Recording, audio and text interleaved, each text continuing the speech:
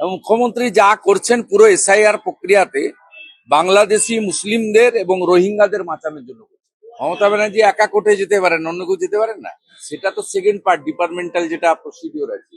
প্রথমে তো সাসপেন্ডটা করেছেন এবং এই প্রথম সরাসরি সাসপেন্ড হয়েছে, যেটা ইলেকশন কমিশনের আইনে থাকা সত্ত্বেও ইলেকশন কমিশন এতদিন চিফ সেক্রেটারিকে অ্যাডভাইস করছিল। এইটা পুরো এসআইআর প্রক্রিয়াতে প্রথম ইলেকশন কমিশন তার পাওয়ার এক্সারসাইজ করেছে।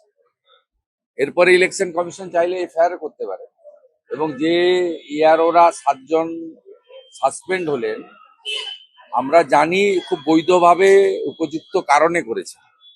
এরা ফেক স্কুল সার্টিফিকেট অ্যাকসেপ্ট করেছেন, এরা প্যান কার্ড অ্যাকসেপ্ট করেছেন, এরা এরা অ্যাকসেপ্ট করেছেন নোটারির কাছে এপিডভিট। ইলেকশন কমিশনের যে 13টি গাইডলাইন আছে তাকে সম্পূর্ণরূপে ভাইলেট করেছেন এরা। মূলত তৃণমূলের কথায়, ডিএম বা ডিওদের চাপে, আর নন্দিনী চক্রবর্তীর ইশারাতে, আর নন্দিনী চক্রবর্তীকে দিয়ে পুরো র্যাকেটটা চালাচ্ছেন মুখ্যমন্ত্রী মমতা বন্দ্যোপাধ্যায়। না, তার তো পদ্ধতি আছে, আরপি অ্যাক্টে তো বলা আছে। ইলেকশন কমিশন এসআইআর প্রক্রিয়াতে সম্পূর্ণভাবে যা করেছেন তার সমস্ত সিস্টেম বলা আছে। এবারে সিস্টেমের বাইরে বিহার যায়নি, আপনি যাবেন কেন? কোন রাজ্যে, আমি অনেকবারই বলেছি, ইলেকশন কমিশনের কোনো ফাইল মুখ্যমন্ত্রীর টেবিলে যায় না। ওটা সরাসরি এক্সিকিউট করতে হয় অ্যাডমিনিস্ট্রেশনকে, যার নেতৃত্ব দেন চিফ সেক্রেটারি। এখানে মনোজ পল থেকে নন্দিনী চক্রবর্তী এরা ইলেকশন কমিশন সংক্রান্ত সমস্ত ফাইল মুখ্যমন্ত্রীর কাছে পাঠান এবং মুখ্যমন্ত্রী সরাসরি হস্তক্ষেপ করেন, যেটা ভারতবর্ষের কোনো রাজ্য হয় না, এবং জাতীয় নির্বাচনের সময় প্রধানমন্ত্রীও করেন না। সেটা এই রাজ্যে করা হয়। তাই ইলেকশন কমিশন এই প্রথম টাইট দেওয়ার ব্যবস্থা নিয়েছেন, এবং মুখ্যমন্ত্রী যা করছেন পুরো এসআইআর প্রক্রিয়াতে বাংলাদেশি মুসলিমদের এবং রোহিঙ্গাদের বাঁচানোর জন্য করছেন। এটা বিরাট সংখ্যায় বাদ যাওয়া উচিত। যাবে না যাবে আমরা লক্ষ্য রেখেছি, বাদ না গেলে তো ব্যবস্থা আছে। ডিওর কাছে আবেদন হবে, ডিও আবেদন না শুনলে সিওর কাছে হবে, সিও আবেদন না শুনলে কোর্ট তো খোলা আছে। মমতা ব্যানার্জি একা কোর্টে যেতে পারেন, অন্য কেউ যেতে পারেন না। না না, আমি আপনাকে বলি, আমি 3 দিন ধরে গত পরশুদিন সল্টলেক বিজেপি অফিস থেকে বলেছিলাম, কালকেও বলেছি, আপনি কেন লাইনে দাঁড় করাচ্ছেন? এখন কোথাও লাইনে দাঁড়াতে নেই, সব অনলাইন হয়ে গেছে, পোর্টাল হয়ে গেছে।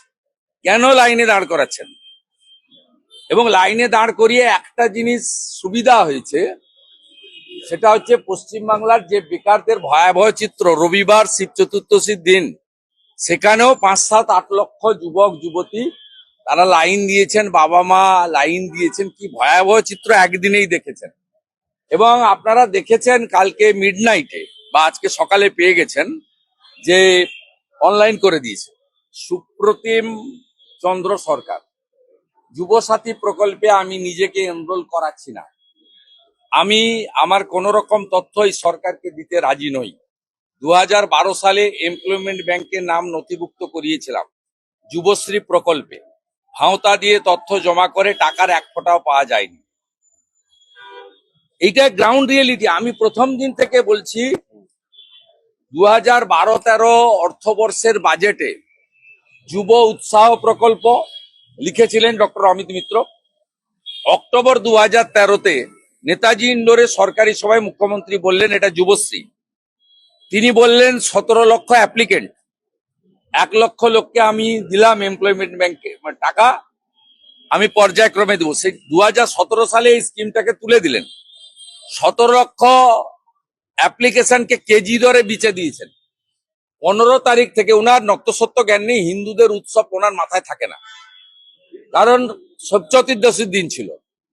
তাই বললেন ঠিক আছে 15 থেকে 26 টুল আর চেয়ার পেতে কালকে করব। ভয়াবহ চিত্র দেখেছেন, চাকরি প্রার্থীদের উপরে পুলিশ ডান্ডা মেরেছে, চাঁচলে কিভাবে করেছে দেখেছেন, এবং গাজলে কিভাবে করেছে দেখেছেন। আলটিমেটলি ফাইনালি আবার অনলাইন করেছে। এটা সম্পূর্ণ ভুয়া। বেকার যুবক যুবতীরা এদের ফাঁদে পা দেবেন না, আমার ফ্লাইট রেডি।